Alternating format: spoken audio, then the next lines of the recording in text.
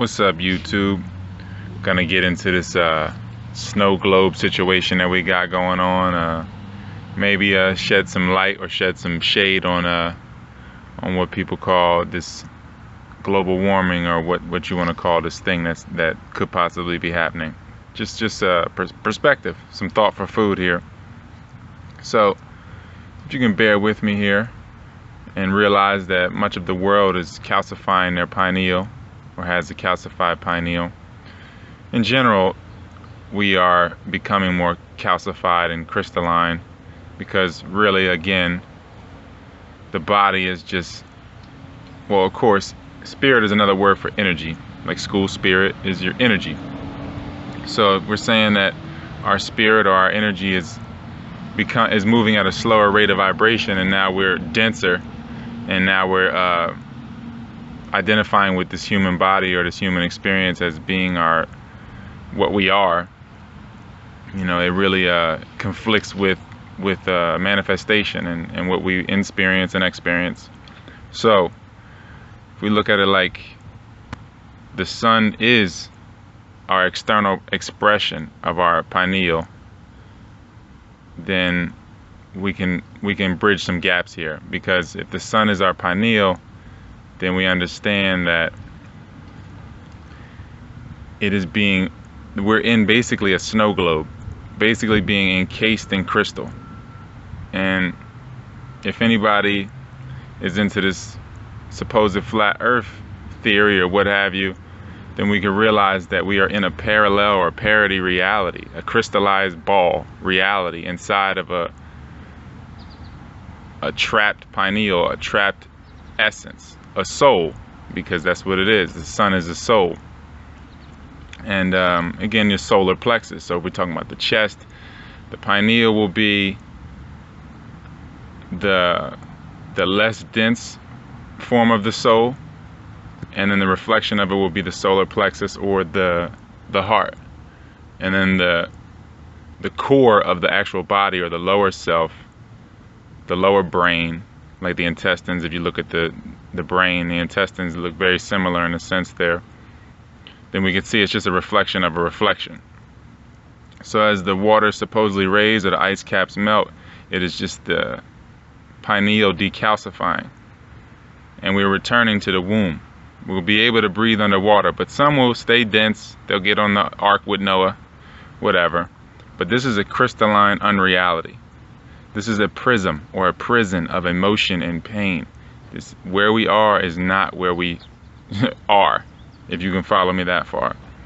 So once we free up the entire spine, because posture is everything, of course, and as we dematerialize and detox, it's, generations of detoxing, not just decades. You're detoxing people, places, and things. You'll free up, as above, so below. You'll free up the whole spine.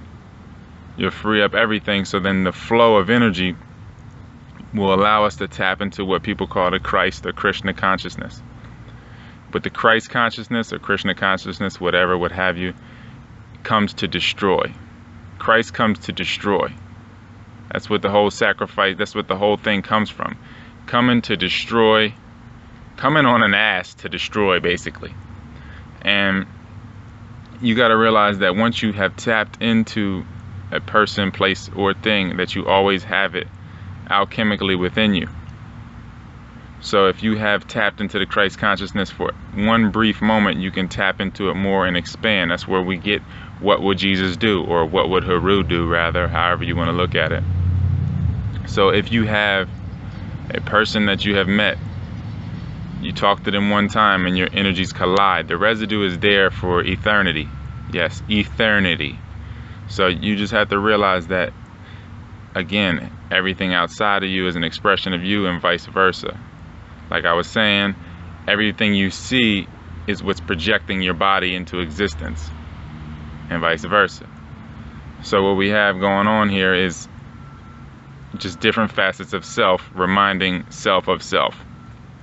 So as we tap into the Christ consciousness, we remind others of this, the destruction of the false personas, because the more false personas we prop up in our life, we only attract more false personas. So you say you project a false persona into existence. You have this false persona that you use to achieve or draw in or chase, basically, really to chase bodily desires or bodily comforts. So you prop this up. It just attracts other reflections of itself. You feed into this false persona, and then the people, once you try to change, or once you change and tap more into the Christ consciousness and destroy the fake persona, all those that you had once attracted to the fake persona, they will all hold who you were against you. They will all try to do that, and it really just is a purging process. It's just like when you detox, the parasites will shift they'll move around the system to wherever the environment will house them, and it might be painful. They might have to go through living tissue to get to the dead tissue to eat it up, to eliminate it. Then you eliminate the parasite. Same thing with the people around you. They're gonna try and harvest those energies, those dead energies, and bring them out of you, bring that anger up out of you, and so that they can eat that away, and then they'll leave from your life. So you have a burst of arguments with someone, or even a sexual burst, and then they just disappear from your life because they ate up something dead, something that you had been holding on to. So you just have to realize that when you prop up the fake personas, you only attract fake, and then that you have to continually perpetuate the fake to support them and all of what supports that lifestyle. So you got to realize that, especially if you have an abundance of melanin, if you are to ingest something that creates parasites, people will be born around the world that are parasites because of you ingesting that. You have to realize your power in that sense. You have to realize that you have created these people, and they have created your state of being because of your own actions. In a sense, it's a paradox. Again, a parody. It has everything to do with identifying with the body. And again, every picture is a parasite. Every picture is literally a lie. So we have to realize this. We have to go back to our inner sense, our insight, and our invoice. So you got to know, in any circumstance, you never lose anybody that you think is dead or leaves from your life. Once you've collided with them, you always have that, what would Jesus do? What would what would my mom do? What would my brother do? What would my uncle do? You're tapping into those energies even by questioning yourself in that way, because if you have a person that's a stand-up person in your life, and something comes along the way and you say, that person wouldn't sit for this, that is just the facet of you that they express externally in your life. And that's really just the what would Jesus do thing. Now, if you have somebody that is supposedly wicked, or Wicca, because that's where wicked comes from, Wicca. If you have somebody like that in your life, it's this, and you could use, and knowing what not to do can lead you to what you should do. So if you know someone that is being wicked, or that is wicked, and you know that they would make a certain move in alignment with the wicked, then you have the option of doing the opposite, or doing what is really complementary, not opposing. So that's just something I really wanted to say. Basically, we're in a prism. This reality is unreality. The UN reality, the United Nations, the UN, the unreality. It's wild, man. I mean, it's not wild. It's definitely domesticated. So yeah, that's just a little something. Again, ROYALT512 at Yahoo for the text online to get the PDFs through PayPal. Again, it's BUDD Vegan on Amazon. Check those out. I got sleep paralysis, socially paralyzed. We got the Kate Day cleanse, the eye manual. The most recent is uninsured exsurance scams, because of course we're relying upon external crutches. Everything is coming down to these external crutches, and the more we compensate, the more we need compensation, or what people call money, because we are leaning and we are seeking and looking, which just burns us out. It's just like chasing waves on the shore. You stand on the shore in a fixed position, It's just like an in-exhale situation with the wave. You can chase the wave as if it's running from you, but you know the wave is coming back. So what is the point of chasing it? You can dive into the water and chase the wave and wait, or gain weight in the water and wade in your subconscious. You can do that. Just hang out in emotion and burn out, just flapping and flailing for your whole existence. Or you can realize that you're not solid, that you are an alchemist, that, all right, take this for another perspective. If you could take people, these so-called mummies, let's say a mummy, what if they were an alchemist that graduated beyond the point of needing air, and that they could return to their body and or their bones and rematerialize the flesh from the bone like they did when they were in the womb. Again, the womb, it's many ways to look at this womb here. The internal and external expressions of the womb. And then we have the dense, physical expression of the womb itself. We got to realize that we were capable of breathing underwater. So what happened? We got to realize that we are in the high seas now. We are in water or ether or dark matter, melanin, what have you now. So what happened? What changed to where we can't tap into that? To where we can't create things like supposed inferior beings. Like a reptile has the ability to perform parthenogenesis, have a child without having sex. Why is this not possible to materialize our children? Because we have become so dense and so crystallized. That's just something we had to realize here, that the crystals we ingest, the ash, so much ash. You smoke, it's ash. You watch TV, it's ash. Liquid crystal display, it's ash. So you're seeing these supposed colors, but it's really a constant ash that you're seeing that's calcifying the pineal, which calcifies its reflection, which is the solar plexus, the heart. And that is where we create from, or channel rather, because there really is no creation. And then all we can do is react once we no longer channel and create. So then we live in the lower self, we live in the lower brain, which is also being calcified.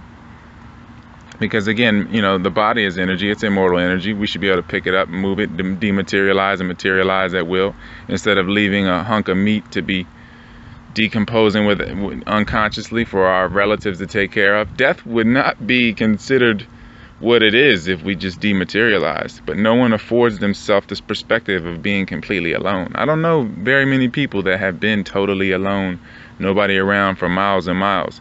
Not many people have done it, and not for extended periods of time. If you get into that state, then you can realize how time moves differently for you, and how you live breath to breath, and that time was always an illusion, and that you can wake up in any day, in any parallel life, what have you, in a life that is more fulfilling and more sensational than what you call this life that you feel is life, because of elation. For some reason we have made happiness synonymous with being elated. I don't understand. I won't understand it. I don't want to understand it, because elation will always, to be elated, that will burn out. You can't be that all the time. Peace, to be at peace, to be at peace is where it's at. To be able to have that intensity of feeling all the senses, and to be totally responsible for everything, is such great power that it's something that you can only know within yourself. So as you become more intense in your life, you will just further push other people out of your life that don't want to become intense like that don't want to be real like that. And you're only holding yourself and everyone back if you hold on to this attachment. So you got to realize that they're doing you a favor by leaving your immediate environment. So that's just thought for food again. We just have to realize what's going on within and without us, and just some perspective here. Take it how you will. I know people will be like, "Oh, you speaking with all this conviction, like for me." I'm just saying that maybe you could take this in and see if it resonates with any part of your being, and if it does. If you have some doubt about your reality now, maybe you didn't get this all today, And maybe you won't get it in the supposed tomorrow, but some part of you got it. And you got to remember, there really isn't that many people on earth. So if you get the point across to one person, and they're a fragment of one original person, you're just waking up that one person. And we just, once we get back to being individuals instead of being fragments, then we can become whole. Individuals within the whole, instead of imprisoned in these bags of shit known as what you call a human experience, what have you. It's basically just a semi-solid bag of water processing other semi-solids for what? How long do you think you deserve to live? 50 to 70 years? That's a shame, man. That's really a shame. If you don't want to live as long as possible, you want to die at some level. So again, BUDD Vegan on Amazon, 27 texts. I'm working on this book now called Compensation Ships. It's a book that's changing the world as I even think of it. So you got to realize your power of your thoughts and the power of perspective in your thoughts. Again, if this is a snow globe, if this is a sphere, if this is a flat earth, who's right or wrong, and who is creating that perspective, who is projecting these things, and who knows what others may see from different frequencies or different plane nets of existence or plan nets of existence. So I'm going to just keep it brief here. And just check it out, BUDD Vegan on Amazon, ROYALT 512 at Yahoo for the books through PayPal to get the PDFs. And yeah,